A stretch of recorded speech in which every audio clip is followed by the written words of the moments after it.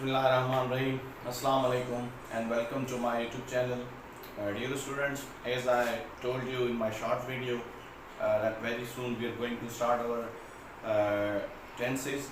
So in today's lecture, formally we are going to start our tense, and that is going to be the present indefinite tense.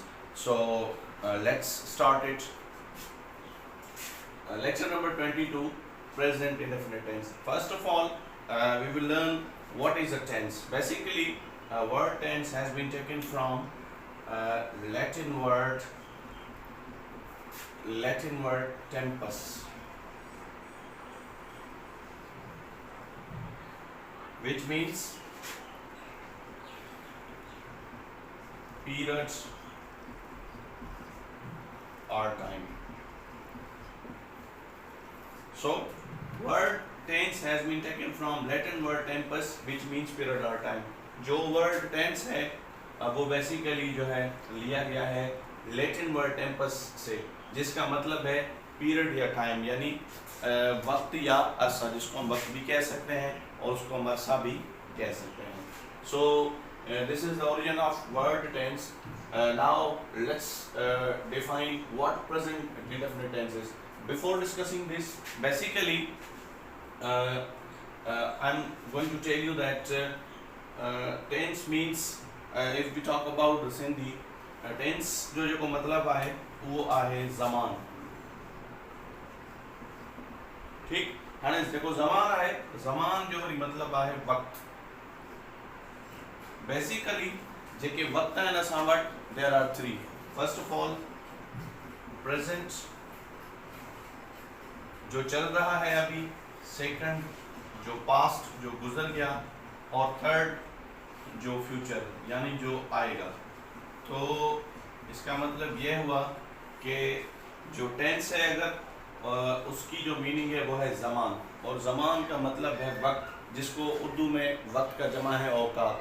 Basically जो tenses हैं वो three हैं. ठीक है, एक जो present यानी जो हाल जो चल रहा है, सेकंड पे पास्ट जो कल गुजर गया, और थर्ड फ्यूचर जो आएगा, मतलब वो आया नहीं है. तो चलें जी आगे चलते हैं. अभी हम प्रेजेंट इंडेफिनिट टेंस यानी जो ज़मान हाल है उसको हम स्टार्ट करेंगे, उसको डिफाइन करेंगे. A form of verb which shows that subject works in present time, that is called present indefinite tense. यानी जब हमें पता चले कि जो वक्त चल रहा है इसमें फाइल कोई भी काम कर रहा है. क्या? जब हमें पता चले कि जो वक्त चल रहा है इसमें जो फाइल है वो कोई भी काम कर रहा है, तो इस ज़मान को हम क्या कहते हैं? प्रेजेंट इंडेफिनिट टेंस कहते हैं. प्रेजेंट इंडेफिनिट टेंस भी कहा जाता है, बहुत सारे लोग प्रेजेंट टेंस भी कहते हैं इसको. अब जिस तरह मैंने जो एग्जांपल है वो लिखा है, शी कुक्स फूड, वो खाना पका रही है. क्या? वो खाना पका रही है, मतलब she is working in present time. जो वक्त चल रहा है उसमें वो कोई काम कर रही है. अब यहाँ पे वो कौन सा काम कर रही है? वो खाना पका रही है. सिंधी में वो खाधो पचाए थी. पचाए थी जॾहिं थी थो था थियूं वग़ैरह अची वञनि त असां सम्झी वेंदासीं त इहो प्रेजेंट इंडेफिनिट टेंस जो जुमिलो आहे. अली घर वञे थो, इहो बि प्रेजेंट इंडेफिनिट जो जुमिलो आहे. उहे अंब खाइनि था, इहो बि प्रेजेंट इंडेफिनिट जुमिलो आहे. मतलब जॾहिं बि थो था इहे जी निशानी आहिनि टेंस जी. जॾहिं इहे वर्ड अची वञनि त असां सम्झी वेंदासीं त हाणे जेको इहो टेंस आहे इहो प्रेजेंट इंडेफिनिट टेंस आहे. इसके कुछ जो असूल हैं वेरी इंपॉर्टेंट हैं, इनको समझना, इनको ज़हन नशीन करना. फर्स्ट ऑफ ऑल जो नंबर पहला है, do and does are the helping verbs of this tense. यानी डू और डज जो हैं इसके हेल्पिंग वर्ब हैं. हेल्पिंग वर्ब्स को जो है ऑक्सिलरी वर्ब भी कहा जाता है. मतलब जब हम इसका स्ट्रक्चर पढ़ेंगे तो इन दोनों को यूज़ करके हम जो है इस टेंस का स्ट्रक्चर बनाएंगे. यानी जो डू और डज हैं वो क्या है? इसके हेल्पिंग वर्ब हैं. बेसिकली जो हमारे सब्जेक्ट होते हैं, जिस तरह I, we, you, they, he, she वगैरह हो गया, तो कहीं पे जो है डू इस्तेमाल होगा, कहीं पे डज इस्तेमाल होगा. लेकिन जब हम नेक्स्ट लेक्चर में जो है इसका स्ट्रक्चर देखेंगे तो वहाँ पे इस चीज़ को हम जो है क्लियर करेंगे. अच्छा, नंबर सेकंड पे first form of main verb is used here. यानी यहाँ पे जो है जब इसका हम स्ट्रक्चर सीखेंगे तो फर्स्ट फॉर्म जो है वो हम इस्तेमाल करते हैं। यानी प्रेजेंट इंडेफिनिट टेंस ऐसा टेंस है जिसमें जो है हमेशा जो वर्ब होता है हमारा उसकी फर्स्ट फॉर्म लगती है। बास टेंसेस ऐसे भी हैं जहाँ पे सेकंड फॉर्म लगती है, कहीं पे थर्ड फॉर्म भी इस्तेमाल होती है, और कहाँ पे इस तरह भी होता है कहीं पे कि इंग फॉर्म को भी हम यूज़ करते हैं। बहरहाल इसी टेंस के हवाले से ये चीज़ आपने जो है ये रिमेंबर करनी है कि यहाँ पे जो वर्ब है उसकी फर्स्ट फॉर्म इस्तेमाल करनी है।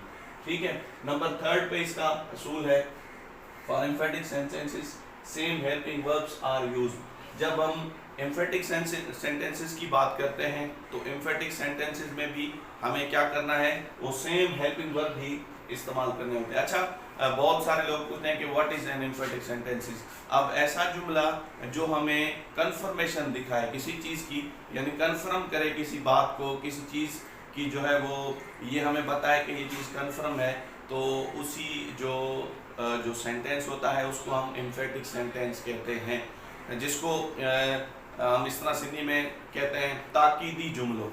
मतलब अहिड़ो जुमलो जंहिंमें जेको आहे पक ॾेखारी वञे, कंहिं शइ खे कंफर्म कयो वञे, त अहिड़े जुमले खे जेको आहे असां एम्फेटिक सेंटेंस चवंदा आहियूं। मतिलबु एम्फेटिक सेंटेंस जो कमु हूंदो आहे त उहो असांखे ॿुधाईंदो आहे त कंहिं बि शइ जी जेको आहे कंफर्मेशन, माना पकाई ॾेखारींदो आहे त हिते ॻाल्हि कंफर्म आहे। फॉर एग्जाम्पल अभी जिस तरह यहाँ पे लिखा है he does write a letter, ठीक है, यहाँ पे मैंने आपको बताया पहले कि जो डू और डज हैं ये एम्फेटिक में भी यही इस्तेमाल होंगे। यानी जहाँ पे डज होगा वहाँ पे हम इसको डज को इस्तेमाल करके एम्फेटिक सेंटेंस बनाएंगे, जहाँ पे डू होता है वहाँ पे हम इसी को इस्तेमाल करके एम्फेटिक सेंटेंस बनाएंगे। अभी जिस तरह पहला जुमला लिखा हुआ है he does write a letter, वो वाकई ही एक खत लिख रहा है।